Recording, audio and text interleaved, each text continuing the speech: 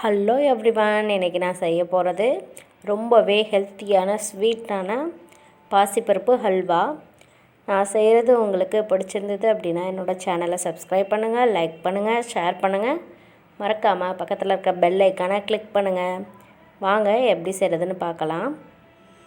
நான் 1 கப் பாசிப்பருப்பு எடுத்திருக்கேன். நீங்கள் இப்போ தான் ஸ்டார்டிங்காக செய்ய போகிறீங்க அப்படின்னா பாசிப்பருப்பு இன்னும் கூட கொஞ்சமாக எடுத்துக்கலாம்.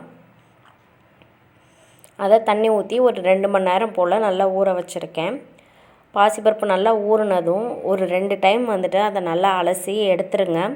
இப்போ அந்த பாசிப்பருப்பை ஒரு மிக்ஸி ஜாரில் போட்டு நம்ம நல்லா பேஸ்ட்டாக அரைச்சிக்கலாம். பாசிப்பருப்பு எங்கேயும் திப்பி திப்பியாக தெரியக்கூடாது, நல்லா அரைச்சிடுங்க. நீங்கள் வேணும்னா பால் கூட சேர்த்து அரைச்சிக்கலாம். நான் நார்மலாக அதில் இருந்த தண்ணியை வச்சு அரைச்சி எடுத்திருக்கேன். இப்போ ஒரு பாத்திரத்தில் 2 டேபிள் ஸ்பூன் நெய் போட்டுக்கிறேன். இதுக்கு நெய் தான் கொஞ்சம் ஜாஸ்தி ஆகும். அதுலேயே கொஞ்சம் முந்திரி பருப்பையும் போட்டு வறுத்து எடுத்துக்கலாம். முந்திரி பருப்பு நல்லா வறுத்தாச்சு.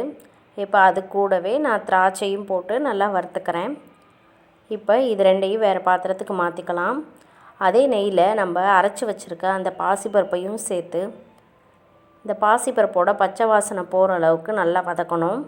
இது வதங்கிறதுக்கு குறைஞ்சது ஒரு 5 நிமிஷம் ஆகும். அடுப்பை மீடியம் ஃப்ளேமில் வச்சுட்டே இந்த பாசிப்பருப்பை அந்த நெய்யிலேயே நல்லா வதக்கி விட்டுருங்க. நெய்யில் வதங்கும் போது இது கொஞ்சம் கெட்டி ஆகிடும்.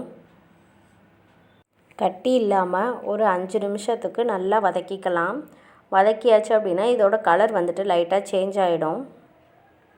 அது கூடவே நான் பாசிப்பருப்பு 1 கப்புக்கு சர்க்கரை 1.5 கப் அளவுக்கு எடுத்திருக்கேன். அது கரெக்டாக இருக்கும். அதையும் மீறி உங்களுக்கு ஸ்வீட் ஜாஸ்தி வேணும் அப்படின்னா நீங்கள் 2 கப் கூட சேர்த்துக்கலாம். ஆனால் 1.5 கப் சர்க்கரை கரெக்டாக இருக்கும். இந்த மாதிரி கெட்டியான பாசிப்பருப்பில் சர்க்கரையை போட்டதும் ஒரு 2 நிமிஷத்தில் சர்க்கரை நல்லா மெல்ட் ஆகி பாசிப்பருப்பும் சர்க்கரையும் நல்லாவே செட் ஆகிடும். பாருங்கள், இப்போ கொஞ்சம் நல்லா மெல்ட் ஆகிருக்கு. சர்க்கரை இன்னும் முழுசாக கரையில், இன்னும் கூட மெல்ட் ஆகும். இது கூடவே நீங்கள் 1 டம்ளருக்கு பாலும் சேர்த்தாச்சு அப்படின்னா இன்னும் கொஞ்சம் லூஸாகிடும்.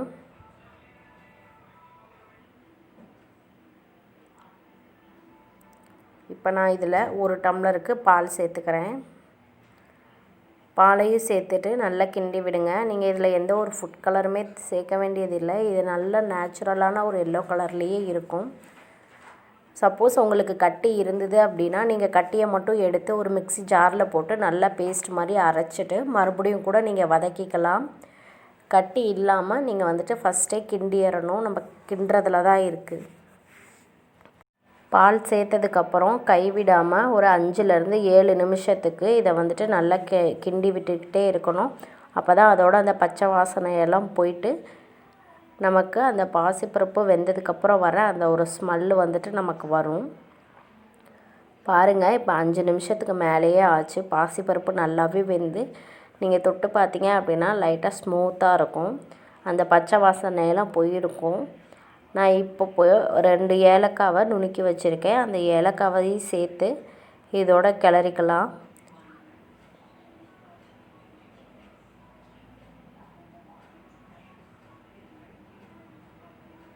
நான் இப்போ 1 டேபிள் ஸ்பூன் நெய் சேர்த்துக்கிறேன். நான் நெய் கம்மியாக தான் சேர்த்துருக்கேன். இன்னும் எக்ஸ்ட்ரா நீங்கள் சேர்த்துக்கிறதுனாலும் சேர்த்துக்கலாம், உங்கள் இஷ்டம் தான். நான் என் வீட்டுக்கு தகுந்த அளவுக்கு நான் நெய் சேர்த்துருக்கேன். நெய்யும் சேர்த்துட்டு ஒரு 2 நிமிஷத்துக்கு இதை நல்லா கிண்டி விடுங்க. ஏலக்காய் எல்லா சைடும் நல்லா செட் ஆகணும். பாருங்கள் எவ்வளோ சாஃப்டாக எங்கேயும் ஒட்டாமல் நல்லா வருதுன்னு. நீங்கள் நார்மல் பாத்திரத்தில் செய்யும் போதும் இந்த மாதிரி தான் வரும். நெய் இப்போ எல்லா சைடும் நல்லா மிக்ஸ் ஆகிருக்கும். இப்போ 7 நிமிஷம் போலவே ஆயிடுச்சு. எல்லாமே நல்லா செட் ஆகிடுச்சு. இப்போ இதை நான் வேறு ஒரு பாத்திரத்துக்கு மாற்றிருக்கேன். நம்ம வறுத்து வச்சுருக்க அந்த முந்திரி பருப்பை கொஞ்சம் கீழேயும் போட்டிருக்கேன். பாருங்கள் பாத்திரத்துலேருந்து எப்படி ஒட்டாமல் வருது அப்படின்னு. நெய் சேர்த்தாச்சு அப்படின்னா இன்னமுமே நல்லா இருக்கும். வறுத்து வச்சுருக்க அந்த முந்திரி பருப்பையும் சேர்த்துக்கலாம். அது கூடவே 1 ஸ்பூன் நெய்யும் சேர்த்துட்டு 2யும் நல்லா மிக்ஸ் பண்ணி விட்டுடலாம். ரெண்டும் நல்லா கலந்துருச்சு. ஒரு ஹெல்த்தியான ஸ்வீட்டான பாசிப்பருப்பு ஹல்வா வந்துட்டு நமக்கு ரெடி ஆகிடுச்சு. குழந்தைங்களுக்கு இது ரொம்பவே ஒரு ஹெல்த்தியான ஸ்நாக்ஸு. நான் செஞ்சது உங்களுக்கு பிடிச்சிருந்தது அப்படின்னா என்னோடய சேனலை சப்ஸ்கிரைப் பண்ணுங்கள், லைக் பண்ணுங்கள், ஷேர் பண்ணுங்கள், பெல் ஐக்கானை கிளிக் பண்ணுங்கள். தேங்க்யூ.